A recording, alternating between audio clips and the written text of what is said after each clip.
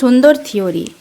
একটা বন্ধু আমাকে শিখিয়েছিল, যদি তুমি কারোর মধ্যে থাকা শুধু ভালো গুণগুলিকে ভালোবেসে থাকো, শুরুতে তার সৌন্দর্যতাকে ভালোবেসে থাকো বা তার ফুলগুলিকে ভালোবেসে থাকো বা ভালোবেসে ফেলো, যখন পাতা ঝরার সিজন আসে, মানে যখন ঋতুর পরিবর্তন ঘটে, তখন পাতাগুলি সব ঝরে পড়ে যায়, তখন তুমি ভয় পেয়ে যাও যে এ কী হলো রে বাবা।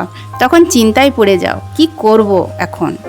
যদি তুমি কারোর শেকড়কে ভালোবাসো, যখন তার ভ্যালু সিস্টেমকে, তার চিন্তাধারাকে বা তার বিচার বিবেচনাকে অন্তর থেকে ভালোবাসবে বা ভালোবেসে থাকো, তাহলে তো কোনো চিন্তাই নেই।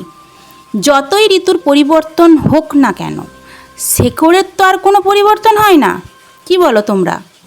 ফুল পাতার সঙ্গে ভালোবাসা করবে না কখনো, করতে হলে ওই গাছটির শেকড়ের সঙ্গে করো। কিছু বুঝলে বন্ধুরা?